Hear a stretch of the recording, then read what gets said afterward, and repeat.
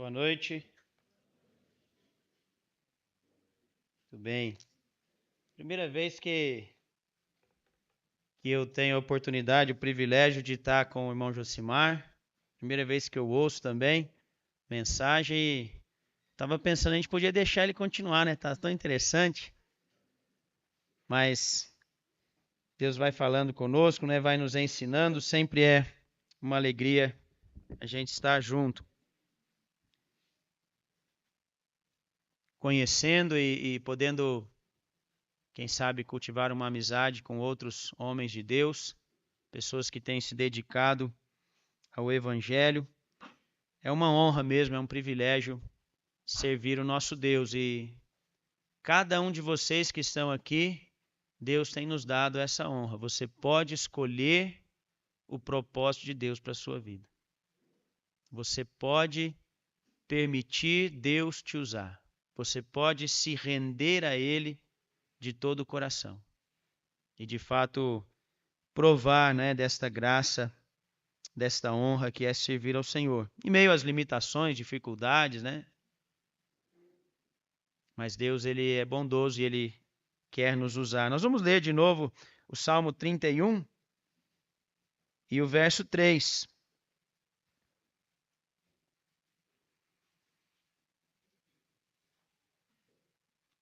Bom, aqui no cronograma diz que é para eu parar às 22, né? Mas hoje eu tenho certeza que eu não vou parar no horário. Já são 21h30, mais ou menos, né? Mas se eu passar é pouca coisa, só mais meia hora, né? Não tem problema não. Salmo 31 e 3. Porque tu és minha rocha, porque tu és a minha rocha e a minha fortaleza. Por causa do teu nome, tu me conduzirás e me guiarás. Eu queria pensar um pouquinho, hoje à noite, no que dirige ou no que guia a sua vida, né? O que dirige a sua vida. Os dicionários vão dizer que dirigir é guiar, é controlar, é direcionar, né? E que força, então, move a sua vida? O que guia, controla, direciona a sua vida? Tem um homem chamado Tomás, ele diz: o homem sem propósito é como um barco sem leme, um vira-lata, um nada, um ninguém. É alguém que está andando a esmo, né? Vivendo e correndo atrás do nada. Ele não tem um propósito, ele não tem um alvo, ele não tem uma esperança. E talvez nesse exato momento você tenha sido movido, né? Direcionado, guiado por algum problema, por alguma urgência.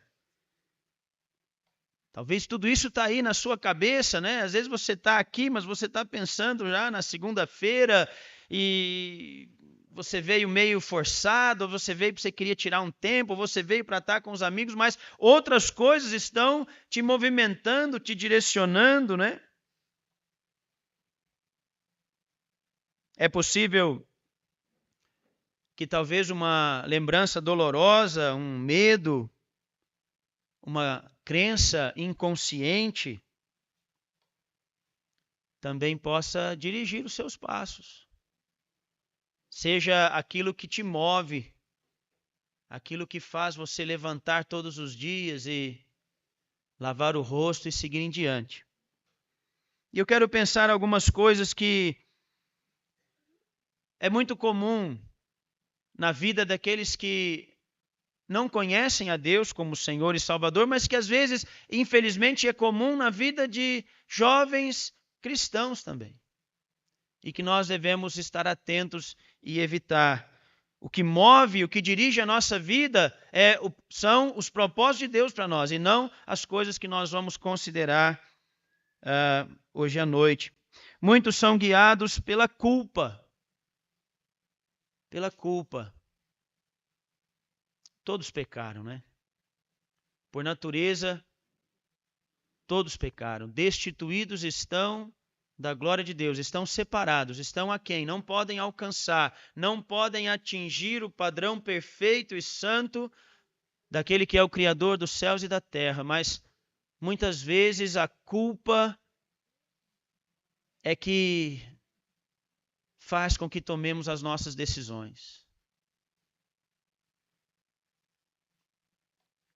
Manipulados pela lembrança dos nossos erros, das nossas desobediências, daqueles pecados que só você e Deus sabem quais são. O salmista Davi diz: o meu pecado está sempre diante de mim. Eu conheço a minha iniquidade. Eu conheço a maldade do meu coração. E talvez, jovem, você tenha sido guiado por essas lembranças que, vez ou outra, ocupam a sua mente. Controlam o teu futuro, as tuas escolhas, as tuas decisões. Frequentemente, quem é dirigido pela culpa, ela traz sobre si mesma algum tipo de disciplina e ela mesma sabota o próprio futuro. A possibilidade de acertar, de vencer, de servir a um propósito bom e eterno, ela mesma consegue destruir isso porque aquilo que a move é a culpa, a vergonha. E às vezes quando Deus vem, na viração do dia, em vez de correr para o Senhor e dizer: Senhor, eu pequei, ela se esconde. Assim como Adão e Eva. A luz veio ao mundo, diz o texto bíblico, mas os homens amaram a luz, correram para a luz. A luz veio ao mundo, mas os homens amaram mais as trevas do que a luz. Por quê? São más as suas obras. E quanto mais eles sentem vergonha das suas obras, mais eles se escondem. Quanto mais eles percebem a vergonha e a miséria dos seus atos e escolhas, mais eles se escondem. Adão disse: eu tive medo e me escondi. Eu estava nu, eu estava envergonhado. Eu me escondi.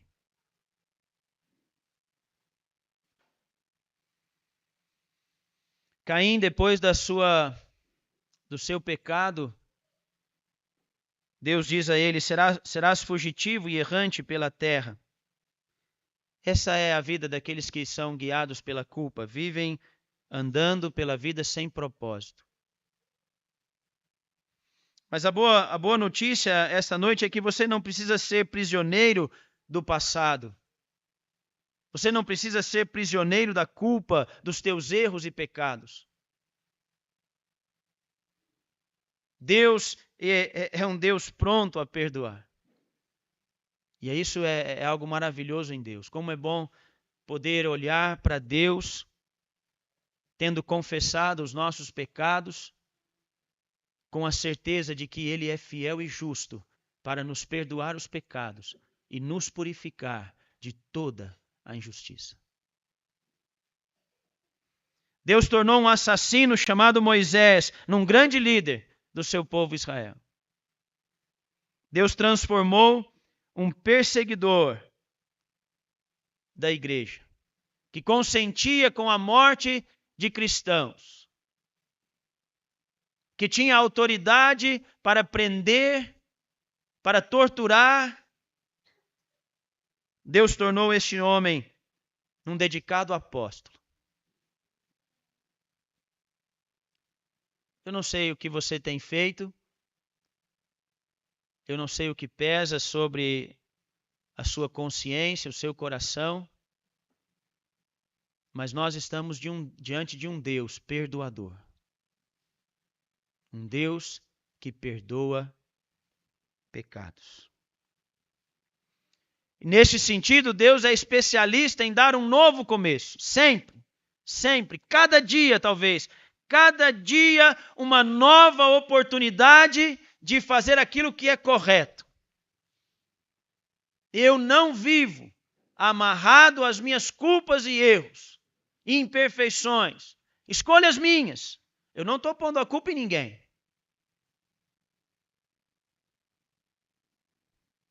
Eu não me conformo e não me acomodo com estas coisas.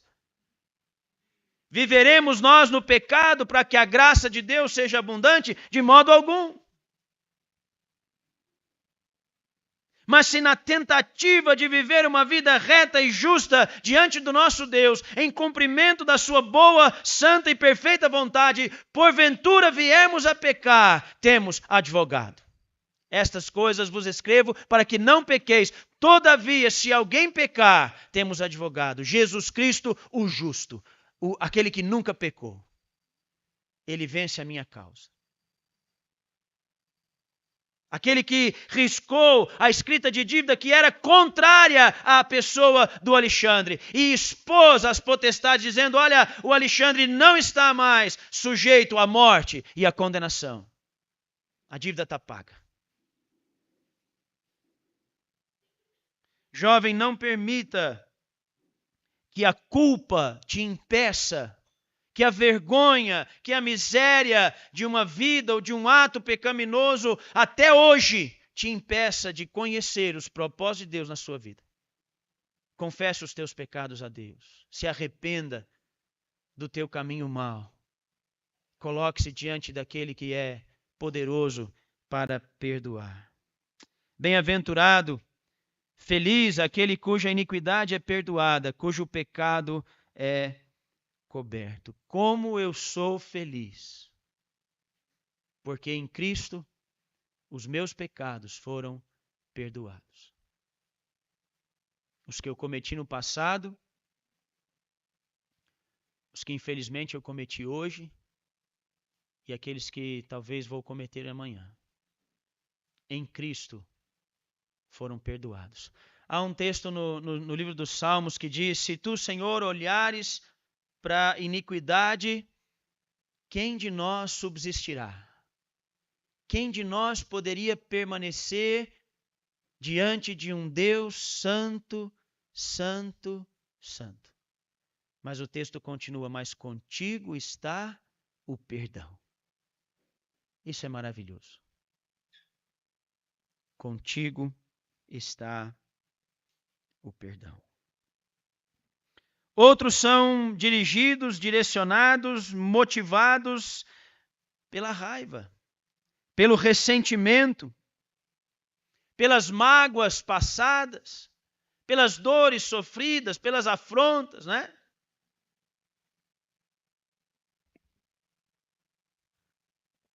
Tanto a culpa quanto a raiva, o ressentimento, não é um privilégio da juventude, não.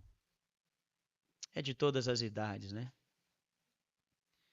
Mas, mais uma vez, nós não precisamos sofrer por causa de ressentimentos, de mágoas, de rancores.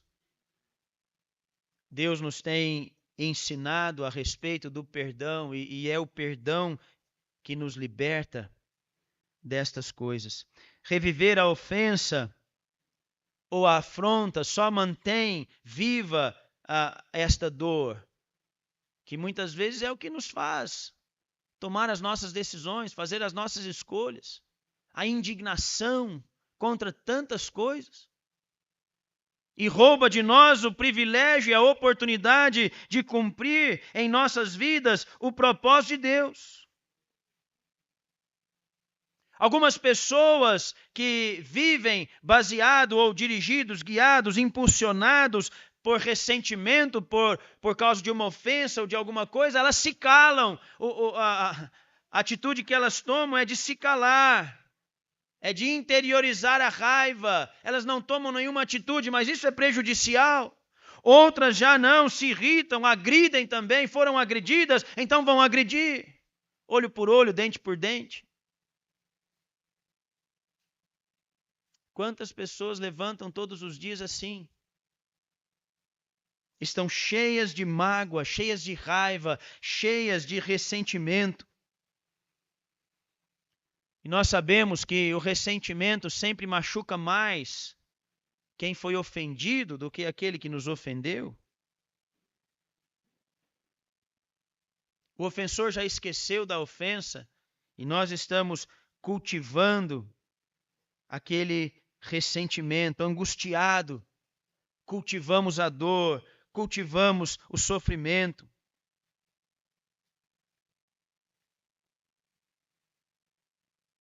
Um certo comentarista escreveu assim: aqueles que o magoaram no passado não poderão continuar a ferir você, a menos que você se agarre à dor por meio do ressentimento. Olha, quem já me feriu um dia não pode continuar me ferindo, a menos que eu me agarre a isso e queira lembrar e relembrar e viver baseado nisso, remoendo estas coisas.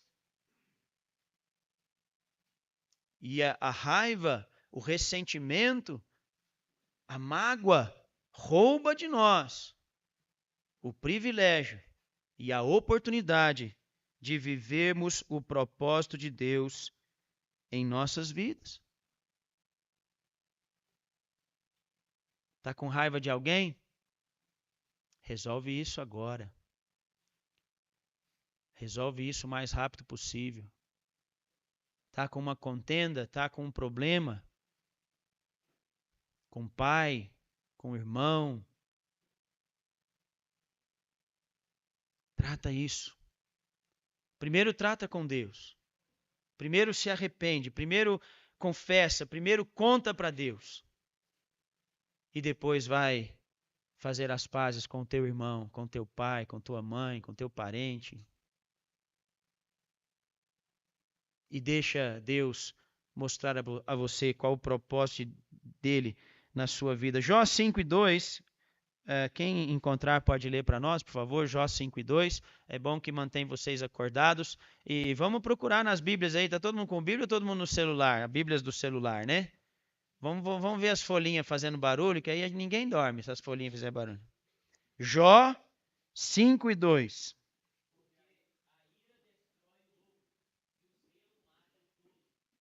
Muito bem. A versão NVI diz: o ressentimento mata o insensato, a inveja destrói o tolo. A versão na linguagem de hoje diz: ficar desgostoso e amargurado é loucura, é falta de juízo que leva à morte. E a nossa intenção não é entrar nos detalhes dessas questões, mas o ressentimento, a mágoa adoece, gente. Nosso irmão falou de depressão. Muitas vezes a causa de depressão em muitas pessoas é mágoa, ressentimento. Adoecem. Quando tem tão perto de si o perdão. Especialmente nós que um dia fomos perdoados por Cristo. Como não perdoar aqueles que nos ofendem? Se Deus assim nos perdoou, também nós não devemos perdoar. Se Deus assim tanto nos amou, também nós não devemos amar. E permitir assim que o Senhor possa cumprir em nós o propósito que Ele estabeleceu para cada um de nós. Muitos são dirigidos pelo medo. Medo que pode ser resultado de alguma experiência traumática, de alguma expectativa fantasiosa, frustrada. O medo normalmente ele vem por algo que nem aconteceu ainda, né? Faz a gente tomar decisões irracionais por algo que nem sobreveio sobre nós, né? As pessoas que são dirigidas e vivem, né, impulsionadas pelo medo, muitas vezes resultado de um lar muito rígido, né, de pais muito rígidos e disciplinadores, né? Mas a gente não pode pôr a culpa nos nossos pais. das nossas escolhas, de permanecer numa condição que não é o melhor. Muitas vezes o medo é simplesmente uma predisposição genética também. Tem pessoas que têm medo de tudo, né? Pânico, pavor. Independente daquilo que tenha causado o medo, as pessoas que são impulsionadas pelo medo, um jovem que é dirigido, impulsionado pelo medo, ele perde muitas oportunidades. Muitas oportunidades. E nós não podemos apontar o dedo para ninguém, porque, jovens, nós passamos 2 anos usando uma máscara que de nada serve, com medo de morrer de Covid. Aí você pode discordar de mim a respeito da utilidade da máscara, mas medo. Ficamos em casa, deixamos de reunir. Medo. O medo, de fato, paralisa, faz-nos perder as boas oportunidades. E aqui eu posso dizer, jovem, não tenha medo de servir a Deus. Não tenha medo de sacrificar por causa do Evangelho. Não tenha medo de sofrer em nome de Cristo. Pelo contrário, é uma honra. É uma honra ser achado digno de padecer por este nome, por esta mensagem que vem do alto. O medo é encarceramento voluntário. É eu me colocar atrás das grades.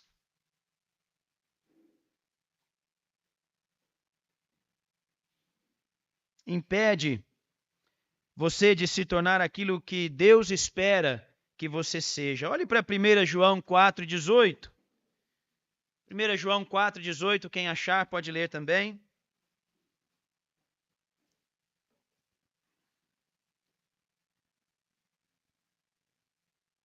No amor não há medo. Ao contrário, o perfeito amor expulsa o medo, porque o medo supõe castigo. Aquele que tem medo não está aperfeiçoado no amor. Muito bem. No amor não existe medo. O perfeito amor lança fora o medo. Aquele que teme não é aperfeiçoado no amor. Nós devemos ir contra o medo. Nós devemos ir contra o medo usando as armas da fé e do amor. Nós podemos vencer o medo para servir, para cumprir os propósitos de Deus em nossas vidas. Não permita que o medo te paralise. Uma das piores frustrações quando nós contemplamos a vida de alguns é saber que aquele jovem poderia ter sido alguma coisa no reino, na igreja, na obra de Deus, mas ele nada é porque teve medo. Porque se deixou guiar e direcionar por outras coisas. Poderia ter sido tanta coisa. Poderia ter sido bênção. Mas ele não é nada. Nada. Ficou pelo deserto. O irmão Jusemar mencionou quantas pessoas saíram do Egito. Quantas foram, irmão? Quase 2 milhões. Desses 2 milhões, quantas entraram na terra prometida? Quantas ficaram pelo deserto? Nós vamos ficar pelo deserto? Por causa de culpa, de medo, de raiva e tantas outras coisas que muitas vezes é aquilo que impulsiona a nossa vida? Muitos são dirigidos pelo materialismo, nós já ouvimos um pouco sobre isso, né? O desejo de possuir, de adquirir. E a avareza é o pecado, é como o pecado de idolatria. É isso que move, é isso que direciona a sua vida, o dinheiro.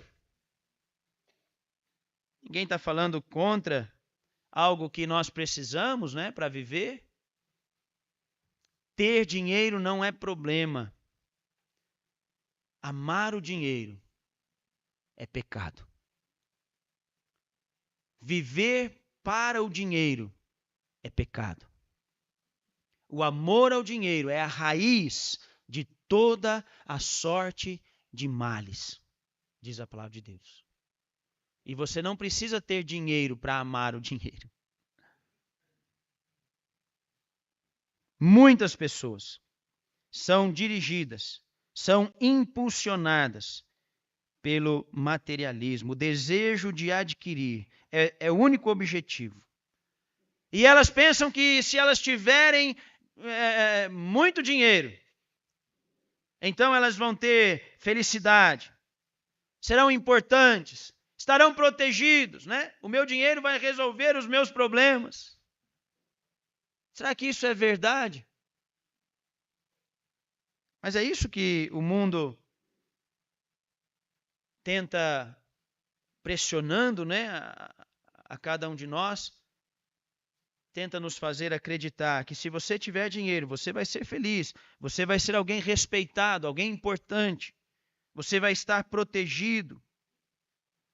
Mas nós sabemos que estas são expectativas falsas. Eu não estou pregando aqui nenhum tipo de voto de pobreza, mas que você, dentro daquilo que Deus te deu e tem te dado, que você esteja contente.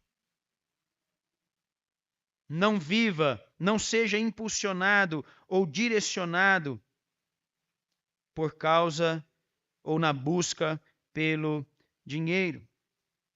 Os bens materiais, eles trazem alguma felicidade, é verdade, mas ela é temporária, não é?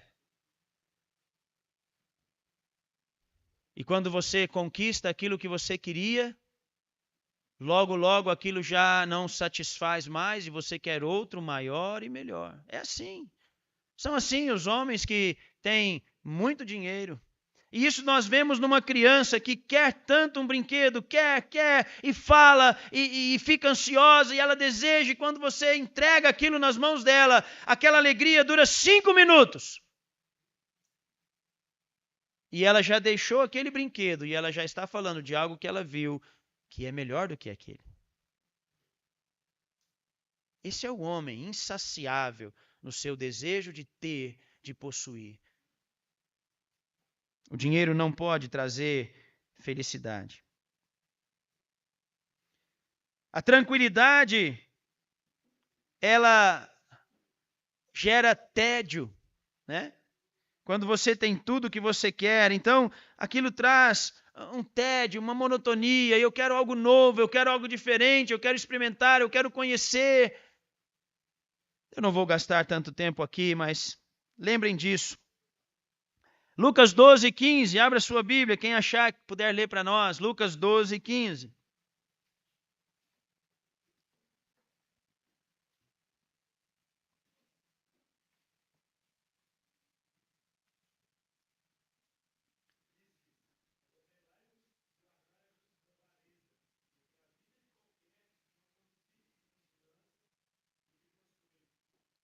Muito bem. Então lhes respondeu o Senhor Jesus: tende cuidado e guardai-vos de toda e qualquer avareza, porque a vida de um homem não consiste na abundância dos bens que ele possui. Autoestima e riqueza material não são sinônimos. Não são. O nosso valor não está determinado, baseado nas nossas posses, naquilo que temos. O texto bíblico é muito claro. A vida de um homem não consiste na abundância de bens que ele possui. E a questão da proteção também, quanto mais dinheiro, mais protegido eu estou, é outra mentira. É tão falso como uma nota de R$3. O dinheiro, ele ele está aqui e no mesmo momento ele vai embora. Deus mostrou isso quando ele diz: não ajunteis para vós tesouros na terra, onde a traça e a ferrugem tudo consome, onde os ladrões minam e roubam. Que segurança pode ter alguém em coisas que a traça e a ferrugem corrói e o ladrão mina e rouba? Qual é a segurança destas coisas? Mas Deus dá o segredo. Ajuntai para vós tesouros nos céus, onde a traça e a ferrugem não podem corroer e ladrões não minam e não roubam. O melhor investimento, o que paga mais, o que nunca vai dar prejuízo, é investir no céu, na eternidade, no reino de Deus. Meu aplicativo de banco, vira e mexe, ele fica me oferecendo aplicações. E ele quer saber o meu, como que é a palavra? Não é o meu estilo de vida, o meu estilo de investidor. Cadê o meu perfil de investidor? Se eu sou ousado, se eu sou conservador. Eu falei, nem na poupança eu ponho, filha, debaixo do colchão. É porque não tem, né? Eu sou o mais conservador, eu invisto só naquele investimento que não tem perda, perda zero, só lucro. Onde eu invisto? Na eternidade. Qualquer outro investimento tem perda, tem prejuízo. O céu não. Talvez você se gabe de ser um bom investidor e tenha ganhado algum dinheiro com ações, com investimentos, LCI, CDB e não sei o quê. Mas se você não está investindo no céu, eu sinto informar que você está pobre. Você é miserável. Você é miserável. Você nada tem. Nada tem. Nós temos essa tendência, né? Vendo pessoas, né? Fazendo 1 milhão em tanto tempo, 2 milhões em tanto tempo. Será que isso pode trazer brilho aos olhos de alguém que conhece a Deus de fato? 6 em 1. O que é isso mesmo? Eu já ouvi isso em algum lugar, né? Fazer não sei quantos milhões numa semana. Será que isso traz brilho aos nossos olhos? Nós que conhecemos a Deus, nós que conhecemos a glória, nós que conhecemos a riqueza, dele é o ouro, dele é a prata. E aquilo que nos motiva, aquilo que nos movimenta é o que a ferrugem corrói, a traça come e o ladrão mina e rouba. É ilógico, é irracional para mim.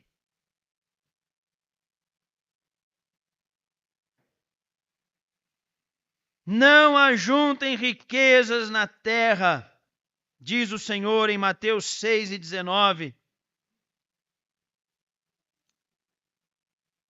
Vamos ajuntar tesouro no céu. E como que eu ajunto tesouro no céu?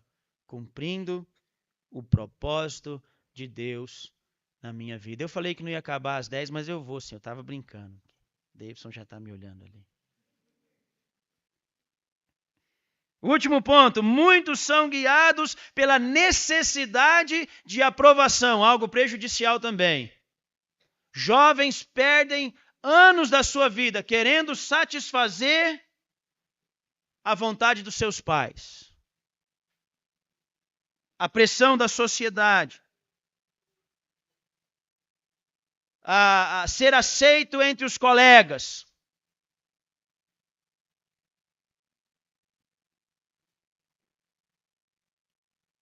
A minha mãe não gosta que lembra disso, mas quando eu falei que eu ia abandonar o curso normal de um jovem de 15 anos, que era terminar a escola, entrar numa faculdade, passar num concurso, e que eu ia procurar um trabalho que pagasse as minhas contas, mas que me desse tempo, porque eu não queria faltar a nenhuma reunião.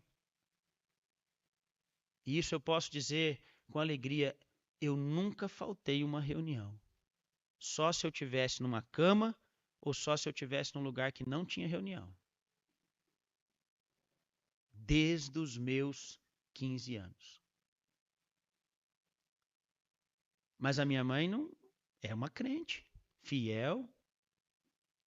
Ela não aceitou aquilo muito fácil, não. Não, você tem que fazer, você tem que. Como que você vai viver? Você precisa.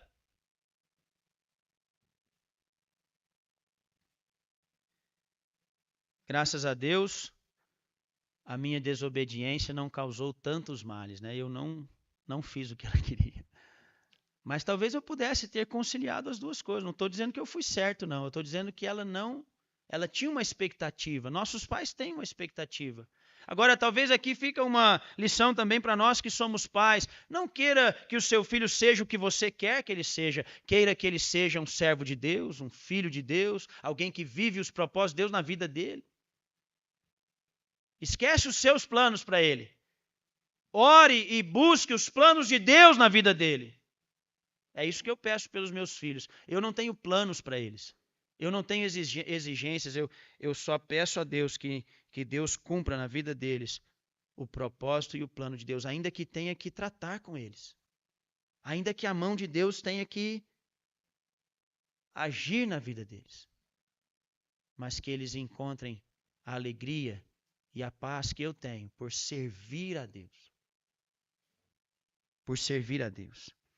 Pressões, a aprovação dos outros nos impede muitas vezes de viver o plano e o propósito de Deus nas nossas vidas, sempre preocupado com aquilo que os outros pensam, o que os outros vão dizer, o que meus colegas vão dizer. Eu não posso dar a minha opinião, defender aqui a verdade, porque o que os meus colegas vão pensar de mim? Eu vou ficar de lado na faculdade, eu vou ficar sem companheiro. E então eu desprezo os conselhos e os planos e o propósito de Deus para que eu seja luz onde quer que eu esteja, para que eu tenha a aprovação das pessoas ao meu redor. Se nós formos controlados pela opinião dos outros jovens, esta é uma certeza. Se você for controlado pela opinião dos outros, você nunca vai atingir os propósitos de Deus na sua vida. Não permita que nenhuma destas coisas que nós temos tratado seja aquilo que te move, aquilo que te dirige, aquilo que te guia. Mas deixa Deus guiar a sua vida. Livre de todas estas coisas, das quais nós já temos considerado. Eu vou encerrando, mencionar cada uma delas, apenas mencionar, não consegui guardá-las na cabeça, mas deixe de lado a culpa, confesse os teus erros. Conte a Deus os teus pecados, creia que Ele é fiel e justo para perdoar. Perdoe e seja perdoado. Não deixe o ressentimento e a mágoa e a raiva direcionar e guiar a sua vida. Tenha coragem. Não nos foi dado um espírito de timidez. Aliás, os tímidos não herdarão o reino dos céus. Está lá em Apocalipse. Os incrédulos, os tímidos, os que têm medo. Não nos foi dado um espírito de timidez, mas de coragem, de intrepidez, para cumprir e servir aos propósitos do Senhor, como nós temos frisado, para a glória de Deus, para a honra e glória do nosso Deus. Não corra atrás dessa bolha de sabão que é o materialismo, vaidade, correr atrás do vento. Você vai precisar de trabalhar, você vai precisar pagar as suas contas, se você quiser ter uma família. Mas busca em primeiro lugar o reino de Deus e a sua justiça, e tudo Deus há de lhe dar, segundo a sua boa vontade.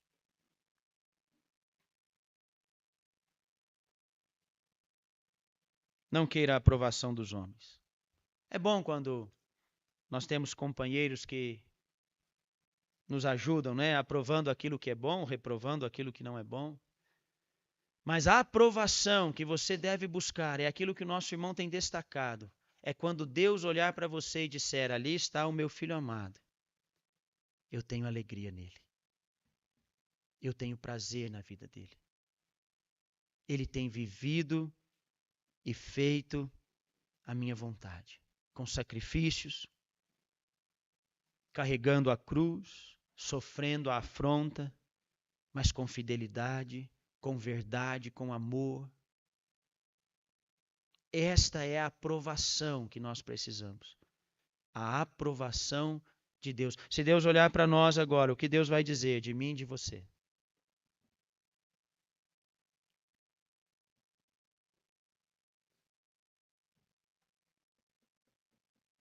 O que Deus vai dizer? Amém.